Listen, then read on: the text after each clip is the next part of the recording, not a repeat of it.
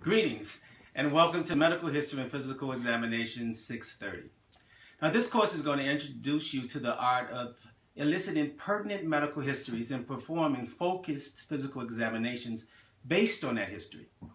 In this first class of the course, we're going to focus on three learning objectives: communicating with patients, taking detailed medical histories, and performing focused medical examinations based on those medical histories.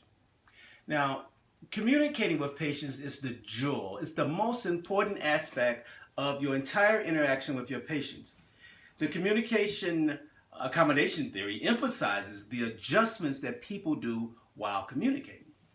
Now, if a patient can effectively communicate to you what's ailing them, and if you are unable to extract the most pertinent symptoms out of your patient's history, then accurate diagnosis becomes less probable. According to the Mosby's Guide to Physical Examination textbook, the history of physical examination not only begins the diagnostic process, but they are the hub around which diagnoses and treatment revolve. In other words, you are unlikely to diagnose medical conditions and properly treat your patients without knowledge of what's bothering them, right? Sans, of course, obvious injuries or cardiac arrests or matters of that sort. So the question becomes, what tools do I need, or what behavior should I display in order to make my patients comfortable enough to share some of their most private and frequently some of their most embarrassing details of their lives? We've all visited doctors and had physical examinations, and many of us have sat too long in too cold exam rooms in too flimsy medical gowns, waiting to be evaluated. And when we finally are evaluated, while sitting in this most vulnerable of positions, and sometimes meeting this doctor for the very first time, we have to divulge that some part of our body isn't working and expose sacred parts of our anatomy, private parts of our anatomy, frequently to complete strangers. But we do it. Most commonly, we do participate in that interaction. We participate because we are in need of help. We want to be diagnosed, we want to be treated, and we certainly want to be healed. However, that interaction sometimes leaves a bad taste in our mouths, right? You've all heard it. Some doctors have terrible bedside manners, and that equates to poor patient rapport. Now, your goal isn't to become the best friends with your patients, but you do want to build a solid, mutually respectful relationship of trust, compassion, and understanding. That is to say, you want to have a good rapport with your patients, because a good rapport leads to open and honest communication. And communication, again, is the key to extracting that solid, good, pertinent medical history. Now, once a line of communication is opened, and this can be established in the first minute or less of your interaction with your patient, you may then begin to elicit a medical history. Eliciting medical histories is an art. You will probably continue to hone this art for many years during your practice. But it's important to acknowledge that although you have priorities and a direction in which you want to take that history with your patient may also have prioritized a different list of complaints that they want to have addressed.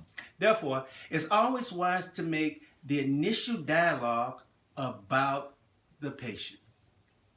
Now, after introductions and greeting patient, and once you move beyond the niceties, go ahead and jump in head first and determine why the patient is in need of your assistance.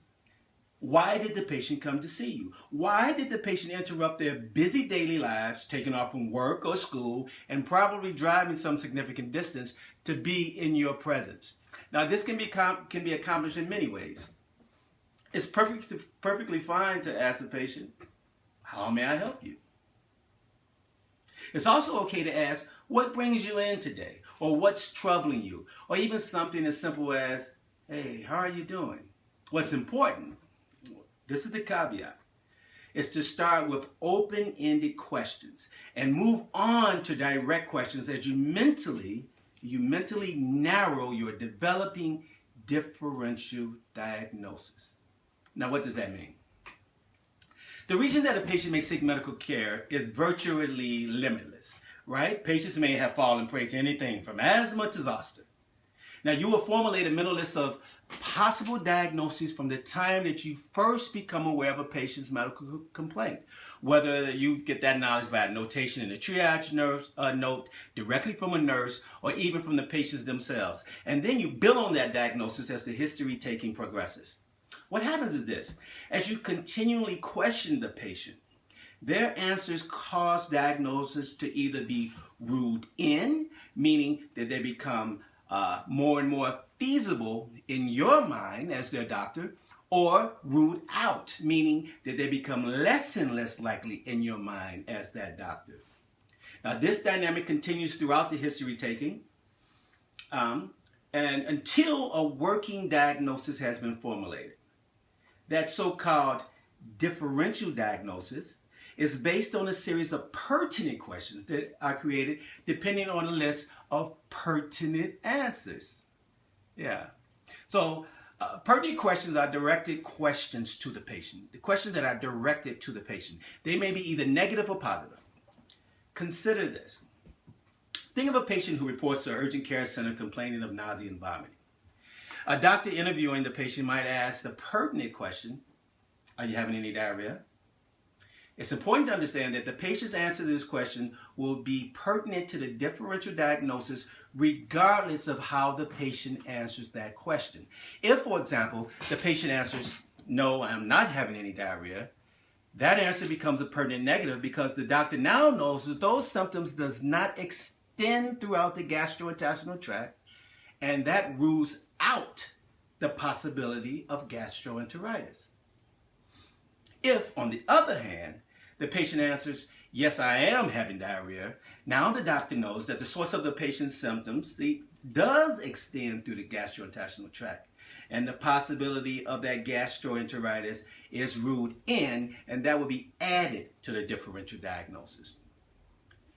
This use of formulating differential diagnosis based on a series of groups of pertinent questions and groups of pertinent positive or negative answers is how most medical diagnoses are made. In fact, according to a 2014 report by Dr. Roger Henderson of Patient Magazine, over 80% of diagnoses are made on history alone. The importance of history taking cannot be overstated. Now let's progress to a simple vignette of a medical encounter of a healthcare provider meeting a patient for the very first time. Please note the series of pertinent questions and how the follow-up questions are formulated depending on that patient's answers. Also note the use of the communication accommodation theory that allows for a shift in pertinent questions depending on the answers received from the patient. Let's begin with the vignette. I'm in the room of a patient who I'm meeting for the very first time. I've reviewed the note, and now I'm here. So, hello. Hi, ma'am. How are you? I'm well. How are you? I'm good. My name is Trammell. I'm going to be taking care of you today. I'm glad you came in. I read through the note. You're having a little discomfort. Yes, I am. Yeah. What's bothering you today?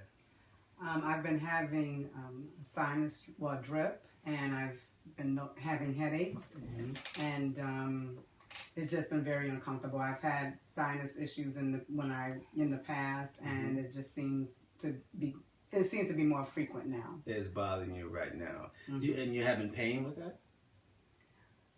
Just kind of like with the headaches. Okay. Any visual changes? No. Note how this pertinent negative takes me away from thinking anything cerebral in the brain. So now I'm already thinking of something with the sinus, maybe a sinus infection. Are you having any discharge from your nose? Yes. Yeah, and what color is that? I hate to just, have you noticed the color of it? Sometimes it has some color to it, kind of like a greenish color. Does it smell at all? A little. Mr. Trammell, are you having any fever? You notice any fever? No. No. Any changes in your vision? No. Are you having any cold symptoms? Meaning, a cough, scratchy throat, no. Nothing like that. Again, this is a very pertinent negative answers. So I'm thinking away from a bronchitis or pneumonia or upper respiratory infection. It's more so focusing me into something going on with the sinuses. Do you have any pressure going on anywhere in your face? Just like in this area here. Right in that area. And when you say that area, could you just use one finger and like point to exactly what you're saying? Just kind of like. Could you use one? Yeah. One like okay. Here. Yeah. Is it just on that side? It's actually on both sides. This is a very pertinent, positive information for me. So the patient has just told me both sides, and she directly is giving me a diagnosis. She's pointing to the maxillary sinuses. So my differential right now is already pointing towards a maxillary sinus condition. If it's chronic or if it's acute, I'm going to try to find out. Or is it an infection? Okay, that's fine. Any earache? No. None like that. Okay. Have you taken any medication for it? No. Okay, so no symptom relief at all. When you had this in the past, do you use anything that helps you out? I've tried Sudafed just so to help with the drip. But you didn't try it this time? No. All right. Well, okay. I want to check you out. We'll do an examination of you about me. So right now my working differential is acute sinusitis. So I'm going to, and I gather that just from the history, although brief. She's telling me she has a history of sinus infections. Also now some mucopurulent discharge from the nasal, no cold symptoms, no fever, and pressure right here, which is kind of the caveat of acute sinusitis or infections of the sinuses. So the communication we have, you allow the patient to answer your questions. You direct your questions depending on the answers from the patient, and you're making observations of the patient. So when I'm observing Mrs. Trammell, she looks comfortable. I'm not thinking it's some huge rip-roaring infection going on with her. I've already noticed the chart with her vital signs and see that she's not febrile. There's no fever. She's reporting there's no fever. And so then I would go in with the examination. And even then, it's important to continue on to build rapport with your patient and to elicit pertinent medical signs and symptoms. So as I come in, I'm telling the patient what I'm going to do. Say, hi, now, Mr. Trammell, I'm going to just put a light, first of all, just in your eyes. Let me know what bothers you, right? So even though I'm working on I'm excluding things even with my exam of the eyes right now. So when I come in, I'm going to again tell her, if you don't mind, I'm going to put this in your nose. It may be a little uncomfortable. I don't want to hurt you. So this is very important to use with the history because this is eliciting trust, compassion, and understanding. So I'm going to grab your nose, and I'm going to look and see if you have anything. That one looks, okay, just wide open your nose. I'm looking back to see if the parts in the back of your nose is open. And they're open right now. So explaining what you're doing to the patient while you're examining the patient also helps in this idea of building rapport and communication. Because we want to treat the whole patient. And we're hoping and we may establish a relationship where they'll feel comfortable enough to share some of the more private details of their medical conditions in their body. So now what I want to do, I want you to open your mouth and I'm going to bend back and I'm going to put a light here. What I'm doing is trying to look and see if the light shines through your mouth because that gives me an indication if you're having an infection. What a lot of doctors fail to do, explain what they're doing to patients, and it's kind of odd, right? I'm sticking this instrument, my otoscope, right on your face with no explanation, and the patient's saying, why are you doing that? What does it have to do anything? So it's good, again, in the sense of building rapport, it's good to explain. So, okay, so it's I see a little congestion in your nose, and I'm thinking maybe you had like a sinus infection going on.